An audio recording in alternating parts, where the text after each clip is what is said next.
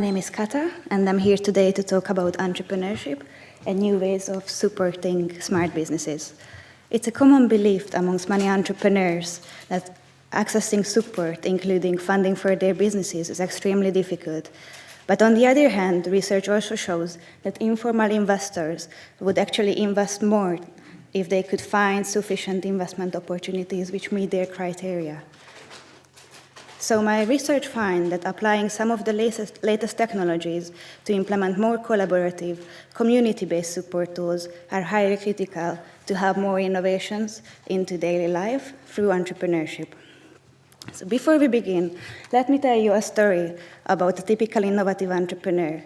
He's John, he's 34, he lives in North London, and he's got a good chance to one day belong to the critical 6% of UK businesses, which actually, according to Nesta, are classed as high-growth businesses, creating over half of the UK's new jobs. So John came up with this idea, a new disruptive device, which is a translator device. He has built his business around this game-changing product, which he created after 2 years of intensive product research and development. And finally, it's ready to be commercialized. But he's struggling because he doesn't know how to take this to the market and he doesn't know where to turn to. Moreover, he's got limited access to certain things, such as critical working capital and personal business advice, such as mentoring. And he's got plenty of decisions to make at this stage. First of all, he knows that the best place to actually turn to is probably banks, but banks seem to be very unhelpful.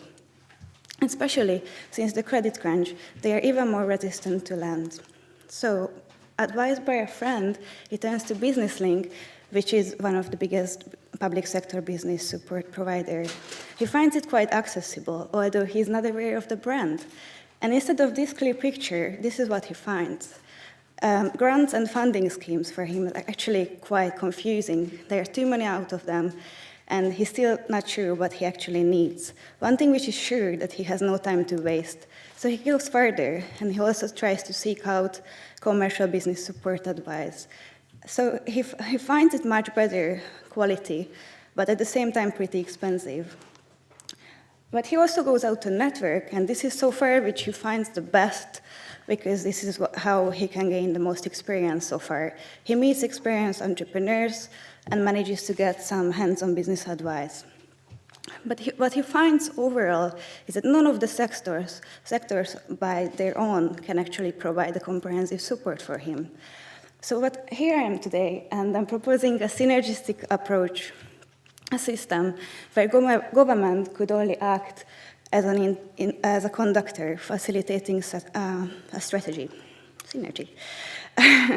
So this would be the proposed system whereby the public sector actually moves away from being in the center and moves towards being in the background by facilitating a synergy for entrepreneurs support. So yes, he is David Cameron. This is not a post-election campaign, but now he seeks out the community's advice and the public advice, how the government could actually best provide better support in many fields, including business support as well. And this could be also a way of cutting public spending.